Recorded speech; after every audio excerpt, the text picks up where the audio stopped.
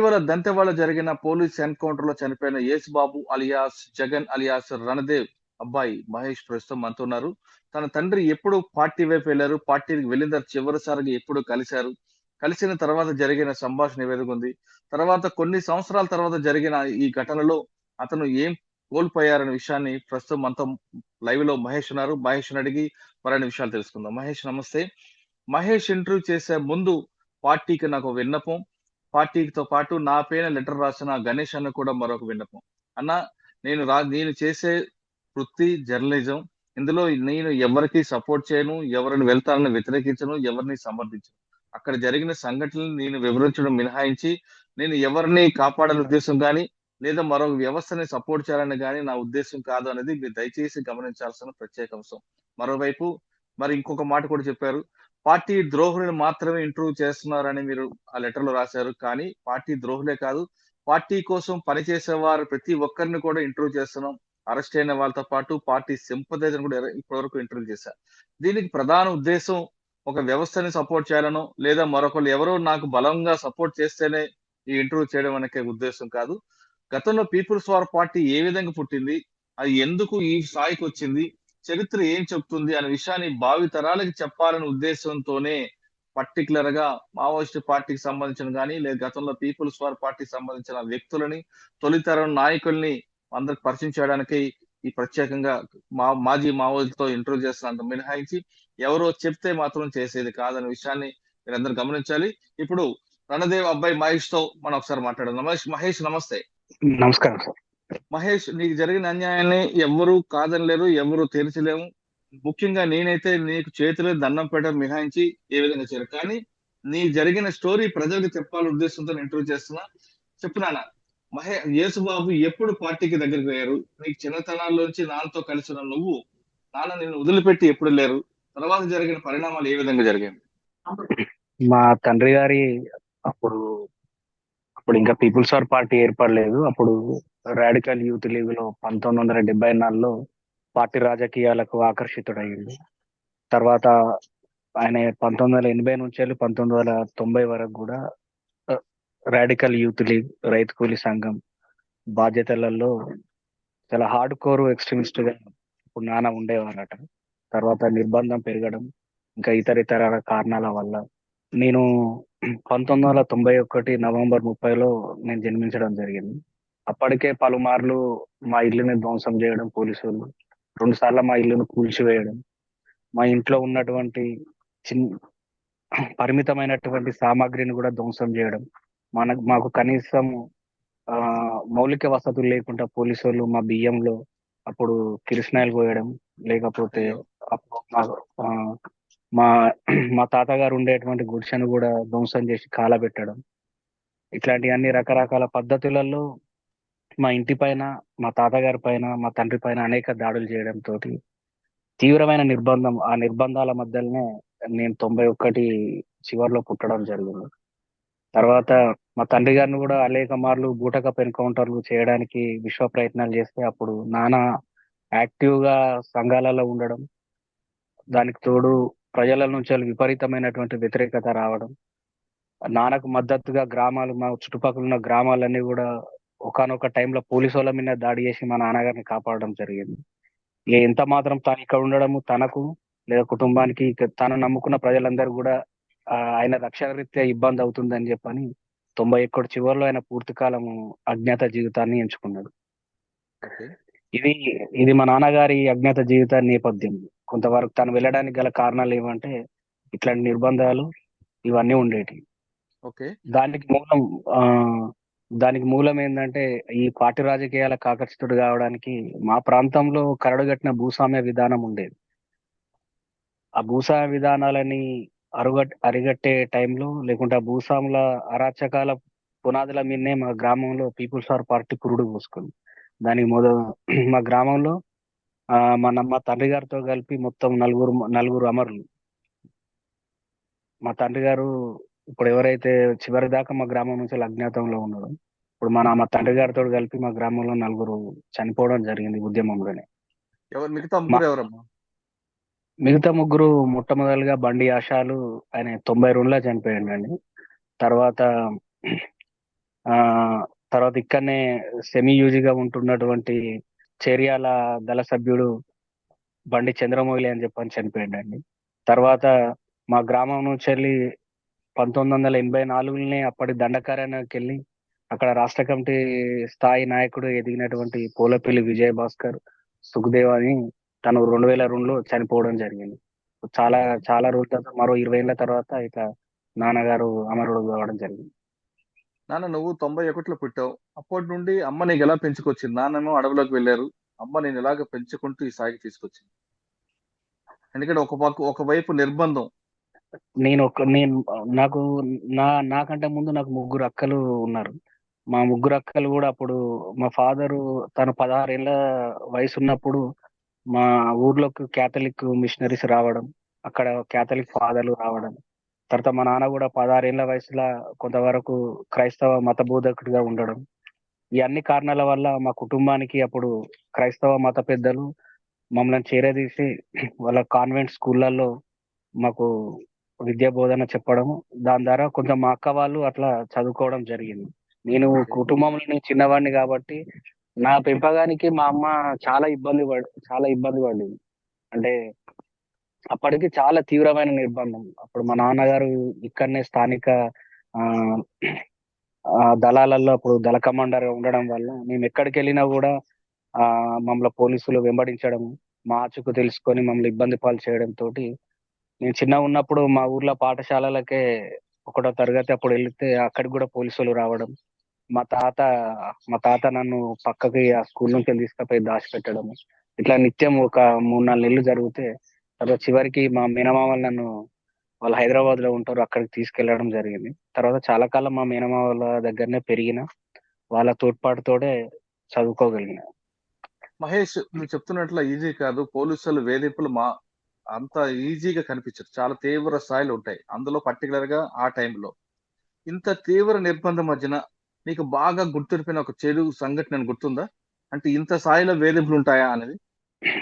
నన్ను అంటే మేము అనుకోకుండా ఒకసారి మా ఊరికి రావడం జరిగింది.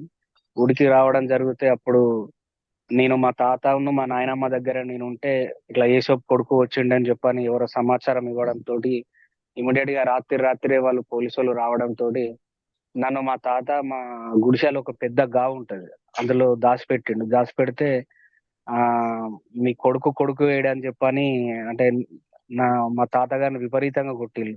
మా నాయనమ్మని జడబట్టుకొని కొట్టిల్లు. అంటే నేను అవి చూడలేదు కానీ వాళ్ళు వెళ్ళిపోయిన తర్వాత ఆ తుపాకీ దెబ్బలు మా తాతకును మా నాయనమ్మ ఆ ఇక మొత్తం ఆ జాకెట్ మీద ఇంకా అంతా విపరీతంగా కొట్టి వెళ్ళిపోయింది. ఆ ఇది క్షణంలో అది నేను ఏమనిపించిందా నీకు? ఆ క్షణంలో నేను చాలా చిన్నోన్ని. అప్పటికి నేను ఒకటో తరగతి ఏమో చదువుతున్నా. పూర్తి స్థాయిగా ఇక భయపడడమే ఇక. ఎందుకంటే చాలా మంది పోలీసులు రావడము, విపరీతంగా కొట్టడం, అరుపులు కూడా చాలా ఆర్తనాలు వినిపించేటివి. ఎంత ఇక మేము పోలీసులకు చిక్కలేదని చెప్పని కొంచెం ఇదున్నా కూడా ఇక నా కొరకు మా తాత మా నాయనమ్మ వాళ్ళు దెబ్బలు తినడం, ఇక అది ఎప్పటికి గుర్తుండిపోయేటువంటి సందర్భం. మహేష్ మీరు చెప్తున్నట్లుగా ఆ గ్రామంలో నిత్యం పోలీసుల బూట్లు, చప్పుడుల మధ్యన పెరిగాడు నువ్వు. ఈ స్థాయికి రావడానికి ప్రధాన కారణం మేనమామలేనా? ఇంకా ఎవరైనా ఉన్నారా? మా మేనమామలు కొంతవరకు సహకరించిళ్ళు. తర్వాత అదే ఆ మా గ్రామంలో మా నాన్నగారి సమకాలీకుడు ఆయన స్నేహితుడు మహేందర్ రెడ్డి అని చెప్పని ఉండేవాడు. ఆ మహేందర్ రెడ్డి అతను కొంచెం అప్పుడు టీడీపీ ప్రభుత్వంతో దగ్గర ఉండడం, ఆ ఆయన కొంచెం కాంట్రాక్ట్ వర్కులు చేయడం తోటి మా నాన్నగారితో ఆయనకు ఉన్నటువంటి స్నేహరీత్యా ఆయన నన్ను తను మా మేనమామల దగ్గర నుంచి తీసుకుపోయి వేరే కాన్వెంట్ స్కూల్లో జాయిన్ చేసి నా 10వ తరగతి వరకు ఆయననే నా మంచి చెడులు చూసుకోవడం జరిగింది. తర్వాత ఆయన కూడా ఒక అనారోగ్య రీత్యా హార్ట్ స్ట్రోక్ తోటి చనిపోవడం జరిగింది. తర్వాత నేను మళ్ళీ ప్రభుత్వ కాలేజీలలో అట్లా చదువుకోవడం జరిగింది. కాకతీయ యూనివర్సిటీలోనే నాది ఎల్ఎల్బి పూర్తి చేసి ఇప్పుడు ఏం చదువుతున్నావు నువ్వు? నాది ఎల్ఎల్బి పూర్తి అయిపోయిందండి. నేను వరంగల్ హన్మకొండ జిల్లా కోర్టులో అడ్వకేట్ గా ప్రాక్టీస్ చేస్తున్నా. సూపర్. మరి నీ భవిష్యత్తంతా అంటే నీ చిన్నప్పుడు నీ బాల్యం అంతా కూడా నాన్నకు లేకుండా, నాన్నకు దూరంగా పెరిగావు. సాధారణంగా పిల్లలకి స్కూల్లో పేరెంట్ టీచర్స్ మీటింగ్ అవుతుంటాయి. లేదా ఒక ఫంక్షన్ అయినప్పుడు అమ్మా, నాన్న వస్తుంటారు. టీచర్ కలుస్తుంటారు. ఇటువంటన్నిటికి నాన్న లేకుండా నువ్వు గడిపావు కదా! ఎప్పుడైనా నాన్న గుర్తుకొచ్చారా? అటువంటి నానే సంఘటనప్పుడు నీ ఫ్రెండ్స్ అందరికి కూడా అమ్మా నాన్న వస్తుంటారు. నీకు మాత్రం రాలేదు. రాలేదు. అది చాలా తరచుగా అట్లనే జరిగేది. ఒక నానే గాదు, అమ్మ గూడా రాకపోయేది. ఎందుకంటే ఎందుకు? అమ్మ కొంచెం అనారోగ్యంతోటి చాలా వరకు బాధపడింది. ఎందుకంటే తాను నిత్యం నిర్బంధాలు ఎదుర్కొని, ఆమెను గూడా పోలీసోళ్ళు 2 మార్లు చిత్రహింసలు పెట్టడం ద్వారా ఆమె ఆరోగ్యం గూడా చెదిరిపోయింది. దాంతోటి ఆమె గూడా రాకపోవడం, ఒక తండ్రికే గాదు నేను తల్లికి గూడా దూరమై చాలా బాల్యం గడిపిన. నాకు అయ్యో! బాల్యమంతా కూడా ఇతరుల దగ్గర పెరగడం, లేదా హాస్టల్‌లో పెరగడమే అయిపోయింది.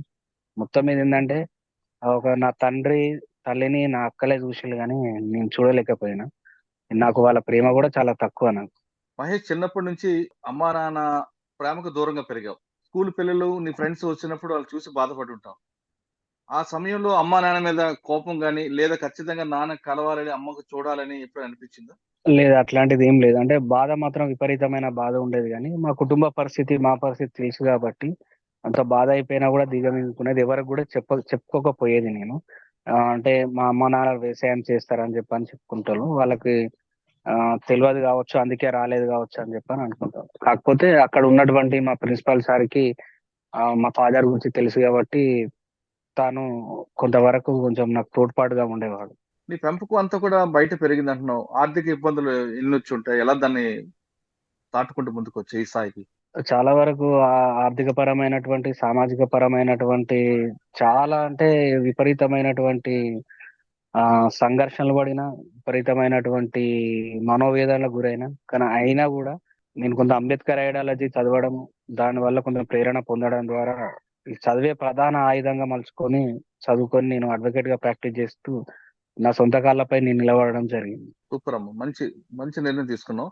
కానీ ఎప్పుడైనా నాన్న వైపు, నాన్న నడిచిన అడుగుల వైపు, ఆ అడుగులో బాటలు వేయాలని అనిపించిందా? అలాంటి ఆలోచన ఆహ్, నేనెప్పుడు అలా చేయలేదు. అటెళ్ళాలి, ఆ వైపు ఆ పందాన్ని ఎంచుకోవాలని చెప్పని నేనెప్పుడు అనుకోలేదు. కాకపోతే మా తండ్రి రాజకీయ విశ్వాసాల పట్ల నాకు గూడా విశ్వాసం ఉంది.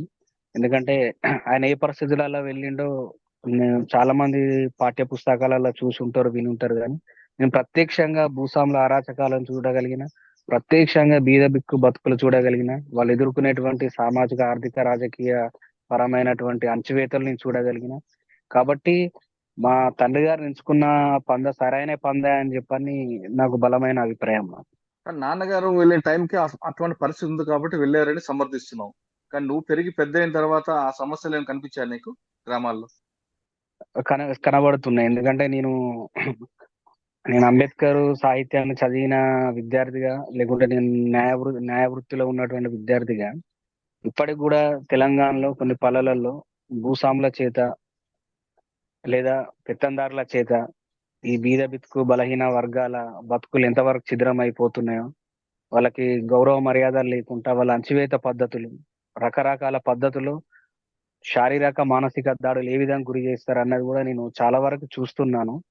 నా ప్రాక్టీస్‌లో గూడా ఎంతో మంది బాధితులను చూసినా, వాళ్ళ వేదనలు విన్నా. అందుకే ఒక అభిప్రాయం ఏంటంటే, ఈ దోపిడి వర్గాలని లేదా ఈ పెత్తందారి వర్గాలని అణచడానికి, లేకుంటే వాళ్ళని సరైన మార్గంలో పెట్టడానికి, దశనిర్దేశం జేయడానికి అంబేద్కర్ ఒక్కడే చాలడు. మార్క్స్ గూడా అవసరం ఉంటదని గూడా ఒక అభిప్రాయానికొచ్చిన. అభిప్రాయంకొచ్చావు. ఆ భావజాలం వైపు వెళ్ళాలని అనిపించిందా? లేదండి. నేను అంటే ఎన్నడూ గూడా నేను సాయుధ పందా వైపు వెళ్ళాలని జెప్పి నేను ఎన్నడూ అనుకోలేదు. ఎందుకంటే అమ్మ నాకున్నది. నా మీద ఆధారపడినటువంటి మా అక్కలు, వాళ్ళ పిల్లలున్నారు గాబట్టి, నేను ఎన్నడూ గూడా అటువైపు నేను ఆలోచన చేయలేదు. ఓకే. ఇప్పుడు దాదాపు 20 సంవత్సరాల ప్రయాణంలో నాన్నని ఎన్ని సార్లు కలిసుంటావు? నాన్నని నేను ఆహ్, మొత్తం మీద నాన్నని నేను పూర్తిగా ఒక 3 సార్లనే చూడడం జరిగింది. మొట్టమొదటిగా మా ప్రాంతంలో మీదికొండ అని చెప్పను, అది అది అప్పుడు అవును. ఉత్తర తెలంగాణలో అది అతిపెద్ద ఎన్‌కౌంటర్ అది. హ్మ్. అప్పుడు ఆ ఎన్‌కౌంటర్ తర్వాత మా తండ్రి గారు నన్ను చూడడం జరిగింది. తర్వాత గూడా అప్పుడు గూడా మా తండ్రి గారు ఆచూకీ పోలీసోళ్ళకి రావడంతోటి నన్ను ఒకళ్ళ ఇంట్ల కంకుల కింద, మొక్కజొన్న కంకుల కింద పడుకోబెట్టి ఎళ్ళిపోయిండు మా తండ్రి. మీదికొండ ఎన్‌కౌంటర్ తర్వాత. అచ్చా! అది మొదటిది, అది చివరిది. అప్పుడది. తర్వాత 2004లో రాజశేఖర్ రెడ్డి ప్రభుత్వంలో చర్చలు జరిగినప్పుడు అప్పుడు మళ్ళా నన్ను 7.5 అడుగులకు పిలుచుకొని మాట్లాడడం జరిగింది. అప్పుడు పూర్తి స్థాయిగా నా తల్లితోటి ఒక 5-6 రోజులు ఉండే అవకాశం కలిగింది. ఓహ్! ఆ! ఆ 5 రోజులు ఏం చేస్తావు నాన్నని తీసుకొని? ఈ 5 రోజులు అంటే అప్పుడు 5 నాన్నతో రోజులు నాన్నకి, నీకు మధ్యన ఆ జ్ఞాపకాలు చెప్పమ్మా. ఎలా జరిగాయో? నా తండ్రి ఆ 5 రోజులలో ఏందంటే తను నాకు అన్నం తినిపించడం, స్నానం హ్మ్. చేపించడం, ఆహ్, కొంతవరకి అక్కడ ఉన్న వాళ్ళందరికి గూడా నా కొడుకు అని చెప్పని అక్కడ ఉన్నటువంటి మిగతా తన సహచర కామ్రేడ్స్‌కి పరిచయం జేయడము. ఓహ్! ఆహ్, ఇగ తను కొంతవరకి నా బట్టలు ఉతకడము. హ్మ్. ఆహ్, ఇగ అట్లా తానే స్వయంగా అప్పుడు పాలు కాగబెట్టి నాకియ్యడము. అట్లా జరిగింది. అంటే అవన్నీ నీకు తీపి జ్ఞాపకాలింకా. ఇగ అంతవరకే నాకు తీపి జ్ఞాపకాలు. తర్వాత మూడోసారి ఎప్పుడు కలిసావు? మూడోసారి ఓహ్, మూడోసారి చర్చల తర్వాత మా నాన్నగారు అప్పుడు దండకారణ్యానికి బదిలీ అయ్యే టైంలో నాకు ఈ మళ్ళీ నర్సంపేటలో నాకు కలవడం జరిగింది. అది గూడా అప్పుడు కొంచెం నిర్బంధం మళ్ళీ ప్రభుత్వం విధించడంతోటి నాతోటి కేవలం ఒక 2 గంటలు మాత్రమే కలిసి, నేను అంటే దూరం వెళ్తున్నా. మీరందరూ జాగ్రత్తగా ఉండండి, బాగుండండి. ఏమైనా ఇబ్బందయితే ఇక్కడ స్థానిక పార్టీ మీకు అండగా ఉంటది. నేను ఏదైనా గూడా అని జెప్పని. అని అప్పుడు ఇగ లాస్టు తను ఎళ్ళిపోయిండు ఇగ. అదే చివరిది. ఇగ మళ్ళీ ఎప్పుడు గూడా తను కలిసే ప్రయత్నం గాని, మాట్లాడే ప్రయత్నం గాని ఎన్నడూ చేయలేదు. నాన్న చెప్పు, 2 సార్లు కలిసారు. చిన్నప్పుడంటే వదిలిపెడదాం. 2 సార్లు కలిసినప్పుడు ఎప్పుడైనా నాన్న పెద్దయిన తర్వాత ఏం చేయాలి? నువ్వు పార్టీ వైపు రావాలన్నారా? లేదా ప్రజల సేవ కోసం ఇంకేం చేయాలని ఆయన కోరుకున్నారా? తనని నేనడిగిన అంటే నన్ను ఇక్కడ ఆడిపిస్తున్నావు గదా నాన్న! రోజు నువ్వు ఇంటికొస్తే అంటే మా నాన్నతోడన్నా. నువ్వు నాన్న నువ్వు అంటే అప్పటికి మా తండ్రి గారు నాయకుడు గాబట్టి, నాన్న నువ్వు బయటికొస్తే కొంచెం మా బతుకులేమన్నా మారుతాయి గావచ్చు. లేకుంటే ఇంకా మేము ఉన్నత స్థితికి చేరుకోగలుగుతాం గావచ్చు. మాకు చదువులల్ల ఇబ్బంది లేకుంటే, మాకు కనీసం ఉండడానికి గూడా ఇల్లు లేని పరిస్థితులలో మేముంటున్నాము. నువ్వు బయటికొస్తే బాగుంటది గదా! నా కొరకైనా రా అని చెప్పని నేను అన్నా. అంటే తను అప్పటికి నా వయసు 14 సంవత్సరాలయింది.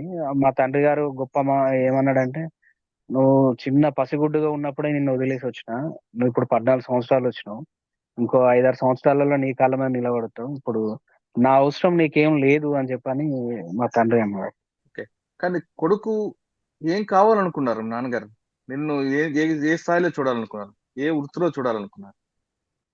మా తండ్రి గారు నన్ను ఒక అంటే మంచి ప్రభుత్వపరమైనటువంటి ఉద్యోగంలో స్థిరపడి ఉండాలని చెప్పని తన తోటి సహచరులతోటి అనేవాడట.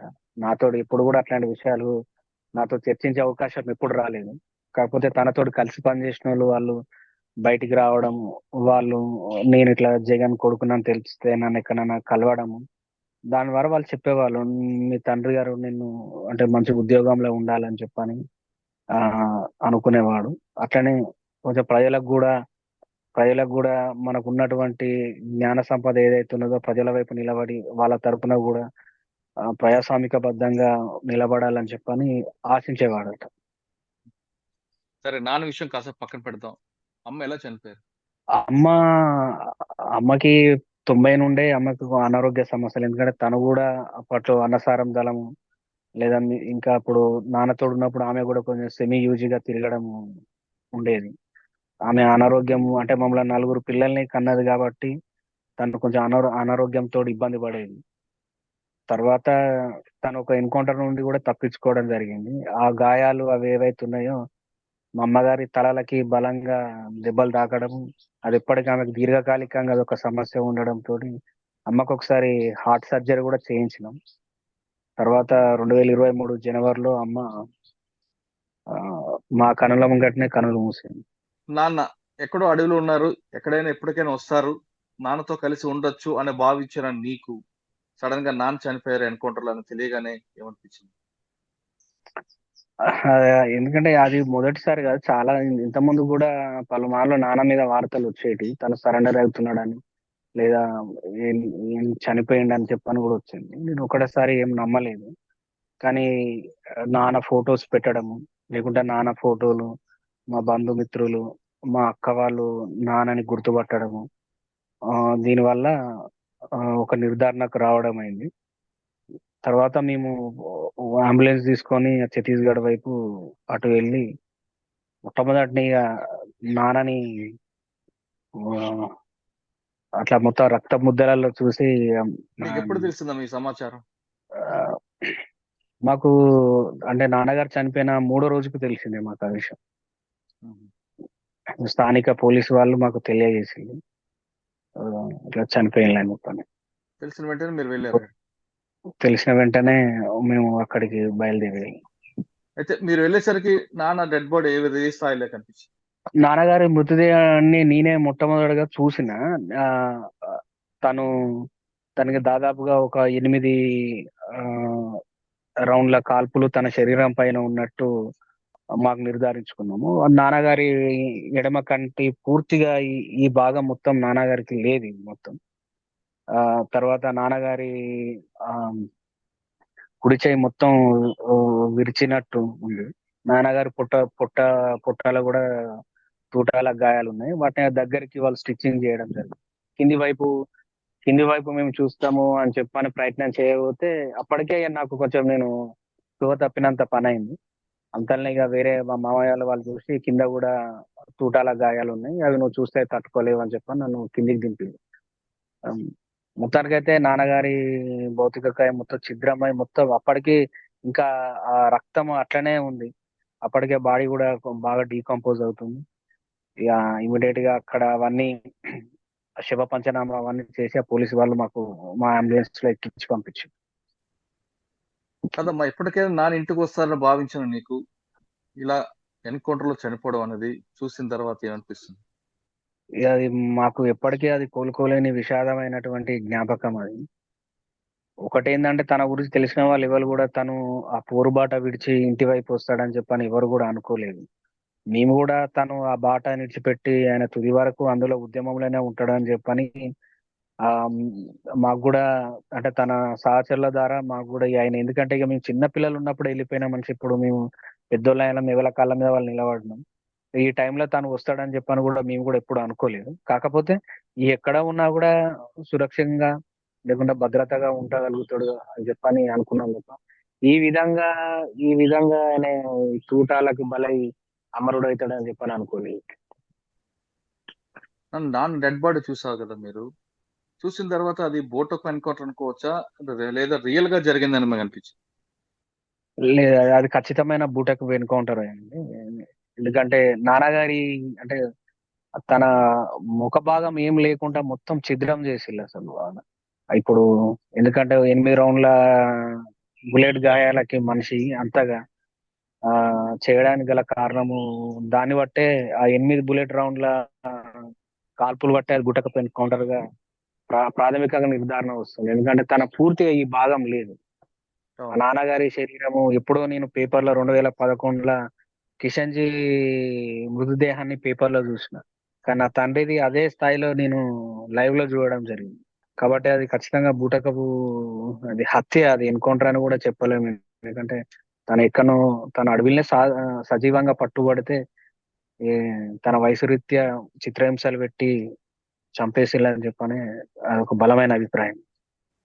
మీకు ఆ ఎన్కౌంటర్ ఎలా జరిగిందని కానీ, లేదా అది నాన్నగారు ఎలా పట్టుపడ్డారనే విషయం కానీ, పార్టీ వైపు నుంచి కానీ, పోలీసు వైపు నుంచి కానీ మీకు ఏమైనా సమాచారం వచ్చింది? నాకు ఎవరి వైపు నుండి ఏ ఖచ్చితమైనటువంటి సమాచారం లేదండి. నేను ఎందుకంటే ఇక మా తండ్రి గారు కోల్పోయిన దాని మీద ఉన్నా, నేను ఏ ప్రయత్నాలు కూడా చేయలేదు. అది ఎలా జరిగింది ఏందన్నది కూడా నేను ఎవరిని అడగడము కానీ నాకు ఎవరు చెప్పడం కానీ ఎవరు చేయలేదు. ఆ, కానీ నాన్న ఖచ్చితంగా అది బూటకపు హత్యనా లేకుంటే నిజమైన ఎన్కౌంటరా బూటకపు హత్యనా అని చెప్పని నా పరిధిలో నేను న్యాయ పోరాటానికి సిద్ధం కావడానికి సిద్ధం అవుతున్నా. లా చేశా కాబట్టి నాన్న మృతిపైన ఖచ్చితంగా న్యాయ పోరాటం చేస్తాను. ఖచ్చితంగా చేస్తానండి నేను. Very good. నీకు ఇష్యూ మొత్తం కనబడుతున్నప్పుడు ఇదంతా చూస్తుంటే ఏమనిపిస్తుంది అన్న నీకు అసలు? అంటే ఇప్పుడు ఈ సమాజం పట్ల ఇప్పుడు అంటే ఒక రకమైనటువంటి మార్పు ప్రధానంగా అంటే ఈ తెలంగాణ నేలపైన పెద్ద సామాజిక, సాంఘిక, రాజకీయ పరమైనటువంటి మార్పులు ఈ తెలంగాణ గడ్డ పైన కేవలం పీపుల్స్ వార్ పార్టీ లేదా ఇతర నక్సల్ గ్రూప్ల వల్లనే ఈ రోజు ఈ రోజు ఈ గడ్డ పైన బలహీన వర్గాలు, మరీ ముఖ్యంగా దళితులు, బీసీ కులాలు ఇవన్నీ కూడా ఇలా గౌరవ మర్యాదలు లేక స్వేచ్ఛగా అసలు రాజ్యాంగం మనకు భావ ప్రకటన స్వేచ్ఛ ఇచ్చింది కానీ ఆ రాజ్యాంగాన్ని తొక్కిపట్టినటువంటి కుల లేదా దోపిడి వర్గాలు ఎవరైతే ఉన్నారో పీపుల్స్ వార్ పార్టీ అందించిన రాజ్యాంగం ద్వారానే ఈ రోజు ఈ భావ ప్రకటన స్వేచ్ఛ తెలంగాణ గడ్డ పైన ఆ, దాన్ని అందిపుచ్చుకొని అందరు కూడా అదే ఆ స్వేచ్ఛని తీసుకునే ప్రేరణగా అందరు కూడా మాట్లాడడం జరుగుతుంది. నిజానికి తెలంగాణ గడ్డ పైన తెలంగాణ పౌరులకి రాజ్యాంగం అంబేద్కర్ ఇచ్చినటువంటి రాజ్యాంగం కంటే కూడా పీపుల్స్ వార్ పార్టీ ఇచ్చినటువంటి స్వేచ్ఛ, పీపుల్స్ వార్ పార్టీ అందించినటువంటి ఒక చైతన్యాన్ని ఎక్కువ పుచ్చుకొని అసలు పీపుల్స్ వార్ పార్టీ రాజకీయాలు నేర్చుకున్న తర్వాతనే చాలా మంది అంబేద్కర్ రాజకీయాలు నేర్చుకున్నారు. ఎందుకంటే ఒక స్వేచ్ఛాయుతగా ఎట్లా బ్రతకాల మనిషి, ఒక విలువలతో గౌరవంతో ఏ దొరలకు లేదా ఏ పెత్తందారులకు ఏ దోపిడిదారులకు లొంగకుండా ఎలా బతకాలా, ఎలా దిక్పార స్వరంతో బతకాలని చెప్పని ఆచరణాత్మకంగా పోరుపాఠం నేర్పినటువంటి పార్టీ పీపుల్స్ వార్ పార్టీ. కాబట్టి పీపుల్స్ వార్ పార్టీ అందించినటువంటి భావ ప్రకటన స్వేచ్ఛతోడి ఇలా చాలా రకమైనటువంటి విముక్తి, అంటే భూస్వాముల నుంచి వెళ్ళి భూ విముక్తి చేసుకోగలిగింది. తర్వాత వాళ్ళ దగ్గర నుంచి వెళ్ళి కట్టుబానిసత్వం లేదా వాళ్ళకి పూర్తి స్థాయి గులాంగిరి చేసేటువంటి వ్యవస్థలను ఎంతో కొంతవరకు దాన్ని విడిచిపెట్టి ఇలా సమాజంలో గౌరవంగా బతుకుతున్నా అంటే ఇది కేవలం పీపుల్స్ వార్ పార్టీ ఇప్పుడు ఉన్నటువంటి మావోయిస్ట్ పార్టీ త్యాగాల ఫలితమే. ఓకే నాన్న మహేష్, ఫైనల్ గా ఒకటి చెప్పు. మీలాంటి అమరులైన కుటుంబాల చాలా మంది పిల్లలు ఉంటారు, నీలాంటి వాళ్ళు చాలా మంది. అదే విధంగా అజ్ఞాతంలో ఉన్న వాళ్ళ పిల్లలు కూడా చాలా మంది బయట ఉన్నారు. వాళ్ళందరికీ నువ్వు ఇచ్చే మెసేజ్ ఏంటి? ఈ వాళ్ళందరికి నేను ఇచ్చేటువంటి మెసేజ్, ఇవ్వదలుచుకున్న మెసేజ్ ఏంటంటే ఏ త్యాగాల మీద ఏ పునాదుల మీద అయితే పీపుల్స్ వార్ పార్టీ ఏర్పడి ఇప్పుడు మావోయిస్ట్ పార్టీగా ఆవిర్భవించిందో ఆ త్యాగాలను గుర్తించుకొని ఆ అమరుల కుటుంబాలని సమాజం గుర్తించుకుంటుంది. కానీ అమరుల కుటుంబాలని లేకుంటే ఆ చనిపోయినటువంటి కుటుంబాలని అవన్నిటి కూడా ప్రధానంగా వాళ్ళ కుటుంబ బాధ్యతలు లేక ఇతర వాళ్ళ బాగోగులు కూడా మావోయిస్ట్ పార్టీ చూసుకోవాలని చెప్పని నాదొక బలమైన విశ్వాసం. ఎందుకంటే ఈ తెలంగాణలో ఎంత మంది పార్టీ కొరకు చనిపోయినటువంటి వివరాలు చాలా మందికి తెలియదు. ఎలాంటే మా తండ్రి ఈ స్థాయికి ఎదిగింది కాబట్టి మా తండ్రిని గుర్తుపట్టగలుగుతున్నారు, లేకుంటే ఆయన పిల్లలుగా ఆయన కొడుకుగా నన్ను గుర్తుపట్టగలుగుతున్నారు. కానీ ఉద్యమం మొదలైనటువంటి ఎంతో మంది కుటుంబాలు ఆ పీపుల్స్ వార్ పార్టీలో లేదా ఆ రాజకీయాల కొరకు ఆ రాజకీయాలను నమ్మి ఎంతో మంది ఇంకా ఘోరంగా పోలీస్ చిత్రహింసతో ముక్కలే చనిపోయినటువంటి కుటుంబాలు ఉన్నాయి. వాళ్ళ పిల్లలు ఉన్నారు, వాళ్ళ తల్లిదండ్రులు, అక్కజెల్లెలు అందరూ ఉన్నారు. వాళ్ళందరూ కనీసం సమాజంలో వాళ్ళకి గుర్తింపే లేదు. కనీసం వాళ్ళ ఒక మావోయిస్ట్ పార్టీకి సంబంధించినటువంటి ఐడియాలజీ తోడి ఉన్నటువంటి కుటుంబాలని చెప్పని కూడా గుర్తింపు లేదు. కాబట్టి ఈ ప్రాథమిక బాధ్యత ప్రజల కంటే ముందు కూడా పార్టీ కొరకు వాళ్ళు బలైపోయినారు. కాబట్టి పార్టీయే ఆ కుటుంబాలను వెలుగులో తీసుకురావాలి. పార్టీ వంతుగా ఆ కుటుంబాలకు అండదండగా ఉండాలి. ఇది నేను బలంగా కోరుకునేటువంటి విశ్వాసం. ఇప్పటివరకు మహేష్ చెప్తున్నట్లుగా ఖచ్చితంగా అజ్ఞాతంలో ఉన్న వాళ్ళ పిల్లలకు గాని, అమరులైన కుటుంబాల పిల్లలను గాని పార్టీ ఆదుకోవాలి, పార్టీ అండగా నిలవాలని అతను చెప్తున్నారు. మరొకసారి నేను మావోయిస్ట్ పార్టీకి వినిపించుకుంటున్నాను. ఖచ్చితంగా నేను ఏ పార్టీకి సపోర్ట్ కాదు, ఏ వ్యవస్థని కాదు, ఎవరో చెబితే మాత్రం చేయట్లేదు. ఖచ్చితంగా నేను ఏం జరుగుతుందో వాస్తవాలను మాత్రం చెప్తున్నా తప్ప వాస్తవాలను వక్రీకరించి ఎక్కడ చెప్పడం కాదు. ఒకవైపు మొగ్గి మాత్రం చెప్పడం లేదు విషయాన్ని పార్టీ గమనించాలి విషయం చెప్తున్నా.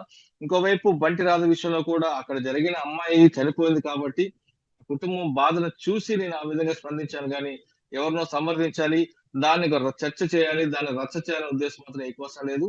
ఇంకొక మీరు వచ్చిన ఇన్విటేషన్ లో నన్ను రమ్మని ఆహ్వానం పలికారు. ఖచ్చితంగా సమయం సందర్భం వచ్చినప్పుడు నేను కూడా మీ దగ్గరికి వచ్చి మీ వివరణ తీసుకుంటానని మాత్రం ఈ సందర్భంగా చెప్తున్నాను. Thank you very much.